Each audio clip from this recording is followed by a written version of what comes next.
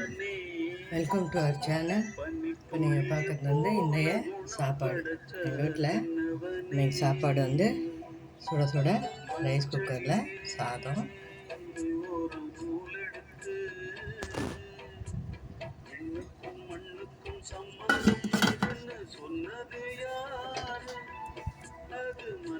கீரை கடையல், அருமையான கீரை கடையல். இது பாலக்கீரையும் பாசிப்பயிரும் போட்டு கடைஞ்சிருக்கேன். இதை வந்து பாசிப்பயிறு வந்து 3/4 டம்ளர் போட்டுட்டு அது கூடவே நம்ம கீரையும் போட்டுக்கலாம்.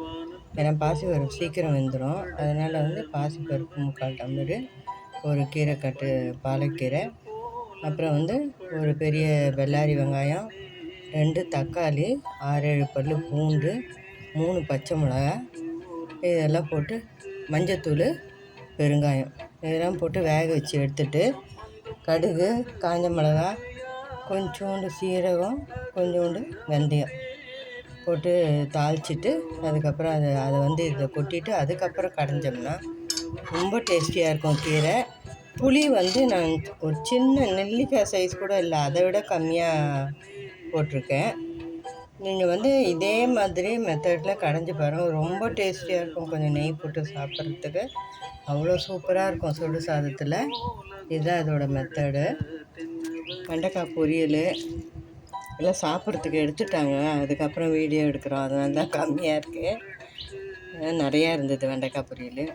இது வந்து கடுகு, வெங்காயம் தாளிச்சிட்டு வெண்டைக்காவை போட்டு நல்லா வதக்கிட்டு, மஞ்சத்தூள், வெறும் மிளகாத்தூள், அதுக்கப்புறம் வந்து உப்பு, மஞ்சத்தூள், வெறும் மிளகாத்தூள், உப்பு போட்டு நல்லா வதக்கிட்டு அப்படியே மூடி வச்சிடணும். மூடி வச்சுட்டு அந்த மாதிரி ஒட்டாமல் வந்துடும். நல்லா ஒட்டாமல் வந்த பிறகு நான் வந்து கருவேப்பிலை பொடி, இட்லி பொடி மாதிரியே கருவேப்பிலை பொடி செய்து வச்சுருக்கேன். அது வந்து ஒரு டீஸ்பூன் வந்து போட்டு இறக்கிட்டேன். இதே வெண்டைக்காய் பொரியல். எக்கு வேணுன்றவங்க எக்கு போட்டுக்கலாம். அப்புறம் தயிர், ஊறுகாய். இது வந்து பழைய ரசம், நேற்றைய ரசம். இதுதான் என்னைய சமையல். உங்களுக்கு பிடிச்சிருக்கோன்னு நம்புகிறேன். பிடிச்சிருந்தா லைக் பண்ணுங்கள், ஷேர் பண்ணுங்கள், எங்கள் சேனல் சப்ஸ்கிரைப் பண்ணுங்கள். நான் சொன்ன மாதிரி செய்து பாருங்கள், ரொம்ப டேஸ்டியாக இருக்கும். செய்து பார்த்துட்டு சொல்லுங்கள். தேங்க்ஸ் ஃபார் வாட்சிங்.